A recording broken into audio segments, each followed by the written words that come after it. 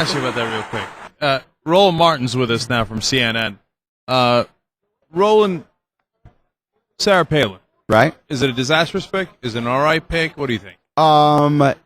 First of all, it all depends on how you're looking at the pick. The right is happy as all get out because of her. They're buying into this. Well, she's a maverick. She's independent. She's going to challenge the status quo in Washington. And so for them, she's wonderful. For those people who bought into Senator McCain's logic that he wants somebody to be his VP who is ready day one to become president, they're not buying it. And when you look at this whole idea of when you look at somebody's experience, see, Republicans are all of a sudden moving the goalposts. It's like, well, she has more executive experience than Obama because she was a governor. Well, weren't they enthralled with Rudy Giuliani because he was a mayor? Well, no, that's different because it was a big city. Mm-hmm. Now, again, just moving. The issue really is, okay, so you're a governor, and keep in mind, 1992, they said, Bill Clinton, he was a governor of a small state. Right. Alaska, 670,000 people. That's the south side of Chicago. Yeah. You know, it's funny, Roland, because I was thinking, she was the town mayor of Wasilla. Wasilla had about 6,500 people. Right. Some people say less, actually. I saw a number when she was the mayor that they had 4,600 people. She's a part-time mayor. Right. That's the number of people that lived on my block in New York. Okay. Right. I have 7,000 people on my email list. Right. So I governed more people than she was governing. In a matter of speaking, are you kidding me? With the Young Turks are much larger than anything she's ever done. Right. You know, it's really crazy. But you know, as I look at it, I think they're got a tough thing to sell here, especially with the new news about the daughter. Now, Barack Obama says, "Hey, lay off the family situation." I disagree. All right, tell me why. Well, first of all, I'm not targeting her, but what jumps out at me is how idiotic some of the responses have been. How Richard Land releases a statement where he blasts Obama in his statement saying that, well, we commend them for making a pro-life decision. Richard Land, you're supposed to be a minister. First of all, first thing, A, she was engaged in premarital sex against the Bible. B, she was having unprotected sex. C, she got pregnant. D, made the decision to keep the baby. E, getting married. Okay. So let me deal with, they want to all of a sudden go right to D. Oh, commendable, they're keeping the child. No, but let's deal with A, B, and C. Because when you have Hispanic and black women have kids out of wedlock, it's condemnation for you screwing around having a kid out of wedlock. That's what we hear. So in the Palin statement, not only that, 2006, Sarah Palin said she was absolutely against funding sex education programs, but she was absolutely for funding abstinence-only programs. Governor, abstinence-only didn't work in your household. That's funny, man. That is exactly what I was going to say. In your household. I wrote down in my notes, well, I guess it doesn't work, does it? Now, so you know what somebody should ask her, Roland, is, have you now changed your opinion now that you see that abstinence-only education didn't even work in your house? Now, I disagree with liberals who say that abstinence-only should not be a part of the sex education comprehensive strategy. I disagree with conservatives who say that it should be the only thing. I do believe that abstinence should be taught as a part of a comprehensive sex education. A part. But I also believe that birth control, that the use of condoms, all that should be a part of it. How is it that we have classes in school that still teach folks how to cook? I went to a communications magnet program, taught me how to use a video camera, taught me how to shoot and edit video. Oh, but we can't teach people about the fundamentals of sex. That's how idiotic, and that's where I disagree with the left and the right on that. But when I listen to these folks, I'm listening to all of these folks here try to, well, you know, they're supporting her. let's also deal with the fact that Bristol Palin also got a mama with a great health care plan. Mm-hmm. She's on her mom's health care plan. So, what about the women out there who are in the exact same position as Bristol Palin, but don't have a mama with a great health care plan? See, that to me is how the daughter getting pregnant becomes a part of the policy discussion, because she is emblematic of what is going on here. Family structure around her, supporting her, abstinence only, all of that. See, I want to go back to something similar that you said a little while ago, Roland. We're talking to Roland Martin from CNN. And you got a radio show in Chicago. Yep, right? WVON. WVON. Yep. Okay. Everybody check that out. If Obama's daughters were older, they were 17, same situation, and they got pregnant out of wedlock, do you think the right wing would let it go? Oh, God, no. I mean, they would be sitting here. That's those liberal policies and that you advocate the cause. That's the game they play. I mean, look, I wrote a column the other week, and I said, Republicans have an Al Davis philosophy, just win, baby. They don't care who they hurt. They don't care who they hit. It's about winning. Now, the candidate might not say anything, but his attack dogs will. The fundamental problem with liberals, they don't have attack dogs. Mm-hmm. They don't. I mean, you got a few. Right. But pretty much, they don't go for the jugular. They just don't.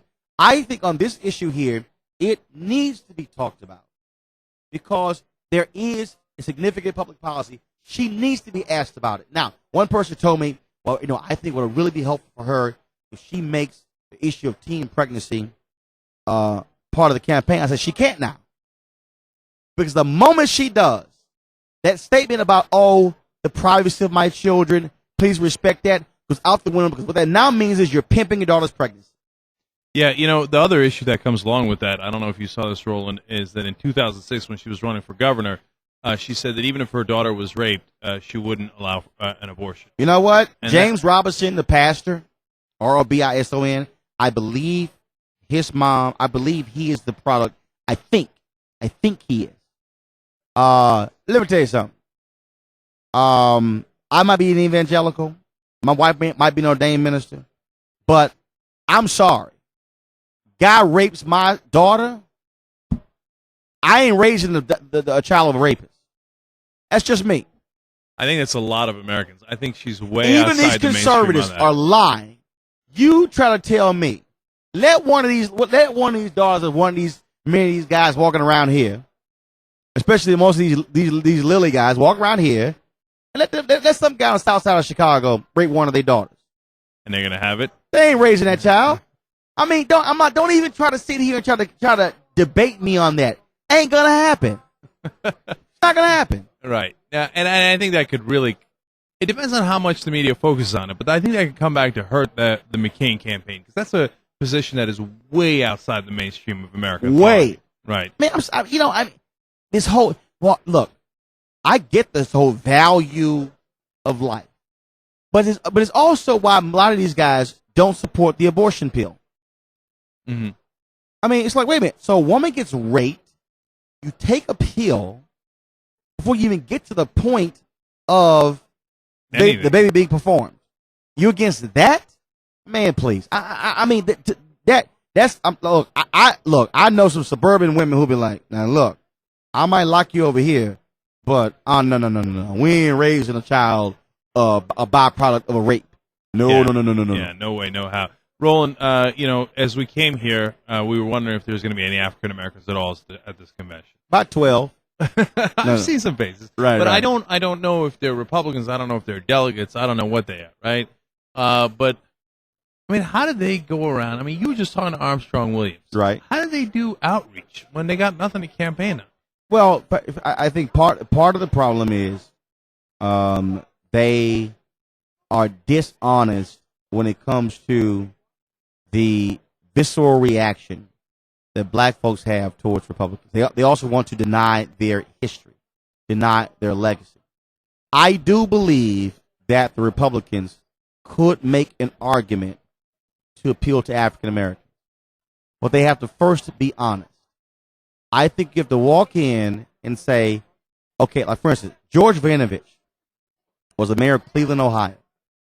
When he ran for the United States Senate, he got 40% of the black vote. Because as mayor, he actually talked to black people. He actually met with them. Mm-hmm. He actually said, what are you concerned about? What are you concerned about? How can we sit down and work together? When Republicans have a track record of working on substantive issues with African Americans, that's when they'll make headway. Another good example of that on the national level was Jack Kemp. Absolutely. Reached out to African Americans, and African Americans trusted him. Jack Kemp actually wanted to speak at the Million Man March. Right. And nobody has reached out among Republicans since Jack Kemp. That was back in '96. And matter of fact, they hated Jack Kemp because of that. Right. I mean, it is because and they don't want to be honest. That is, Republicans have used the white Southern strategy in order to drive up their numbers, to say we are not appealing, talking to black folks. It's like with education. Their answer to everything is vouchers. That's the only way they talk to black people. That's it. And I'm like, that's all you got? Yeah. I mean, explain to me why John McCain. What is it? Why can't John McCain sit in a debate and say the HIV/AIDS rate among African Americans is an abomination? We're way too scared to even touch that topic. I'll tell you that right. Right. I mean, because he doesn't have credibility to start talking about that. See, that's my whole point. Right. So here's my deal. If you're Republicans, it's a health care issue. You can focus on it. Mm-hmm. You're not going to lose any points with your white folks. You're not. Right. You're not going to lose any points with your evangelicals. But the thing is, they're not going to do anything about it because it's a health care issue. But it speaks to you don't care. That to me is I don't understand. If any Republican came to me and said, Roland, what is it we can do to appeal to black people? I would say pull a sheet of paper out and write down the 10 most important issues that you think black people care about. Oh, that's really interesting. I like and that. Then what I would say is, here's what black think tank, in terms of doing an actual research study, show. Right. I guarantee you on the Republican list, it'll be welfare. Yeah. Which, as a black person, I'm sorry, I don't wake up every day caring about welfare. That's part of their issue. And they will never succeed until they take that kind of approach. And when they stop sitting here just throwing out these Mickey Mouse, like, you need to support a two-party system because that's the right thing to do. No, if you speak to me, I might do something. Right. But the Republicans that have made Mike Huckabee got 48% of the black vote when he ran for governor. He reached out. Yeah. He reached out. Yeah, that's exactly it. Happy just by the heck of it. Roland Martin from CNN WVON Appreciate in Chicago, it, sir. man. Thank you so much for dropping by, man. Got to do this more often. Hit me up. We'll do it. All Take right, care. sounds good.